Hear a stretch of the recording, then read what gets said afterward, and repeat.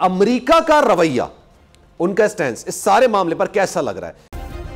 Subscribe करें और bell दबाएं ताकि कोई खबर रह न जाए।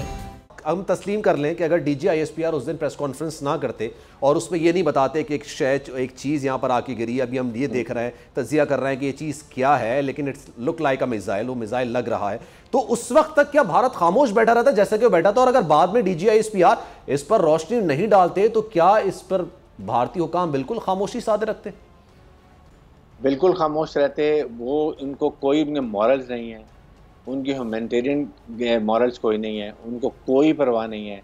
वो एंटी मुसलमान जो है वो लॉबी में इतने आगे जा चुके हैं बिकॉज RRS के ये सारे कमांडर्स हैं और RRS की जो है आइडियोलॉजी को लेके चलते हैं, हिंदुत्व का प्रचार करते हैं और जिसमें कोई भी गैर मुस्लिम की वहाँ पर इंडिया में कोई जगह नहीं है। और फिर पाकिस्तान से तो उनको ऐसी दुश्मनी है कि दे टेक इट कि Pakistan is a big stumbling block in regional hegemonic design India के जो है, जिसकी वजह से वो पाकिस्तान हमेशा उनको खटकता है। पाकिस्तानी मुसल्लह अफवाज की प्रॉब्लम है, पाकिस्तान फोबिया उनको हो चुका है और दुनिया में पाकिस्तान को आइसोलेट करते रहते। बल्कि इस वक्त अभी आप एंटी मुस्लिम की बात कर रहे थे, उनकी अदालत की जानिब से एक मज़ाका खेज फैसला दिया गया है हिजाब पर, मैं इस पर बात करूंगा, लेकिन जनाब आपको अमेरिका का रवैया, उनका स्टैंड इस सारे मामले पर कैसा लग रहा है? गैर जानिबदार है या जानिबदारी का मुजाहिरा किया? Very clear biased approach Pakistan के इस वक्त। वो आई डोंट नो क्या वजह है। अगर हम उनकी जी हजूरी करते रहें, उनको अपने बेसिस भी दे दें, उनके लिए हर काम करते रहें तो बहुत खुश हैं, और फिर वो डू मोर करते रहें, वो भी डू मोर भी करते रहें, then they are very happy.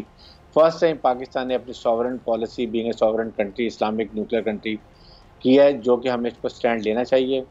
हमें अमेरिका से इंगेज रहना चाहिए, लेकिन हमें अपनी अलाइनमेंट सोच समझ के करनी चाहिए जो हमारे मुल्क के लिए बेहतर हो, इकोनॉमिकली भी और जियो स्ट्रेटेजिकली भी और जियो पोलिटिकली भी। I think now is the time कि इन अमेरिका ने हमें कहाँ कहाँ कैसे डिच किया। 2 डेकेड्स हमने इनकी लड़ाई की है, सोवियत यूनियन को निकाला, फिर अभी जब वो इंडिया अफगानिस्तान में आए तो हमने दहशतगर्दी में उनको सपोर्ट किया, 80,000 लोगों को शहीद किया, $150 बिलियन का लॉस किया, एक लफ्ज़ उन्होंने हमारी तारीफ में नहीं कहा। और अभी जब लोगों को निकालने में आया तो पाकिस्तान सबसे आगे था इनके ट्रुप्स को निकालने के लिए, अमेरिकन और फॉरेन लोगों को निकालने के लिए। Even then we didn't get appreciation. इससे अंदाज़ा लगा लें कि उनका स्ट्रेटजिक पार्टनर कौन है, उनकी स्ट्रेटजिक अलायंस किधर है। उन्होंने आपके सामने एक क्वाड ग्रुप भी बना ली है।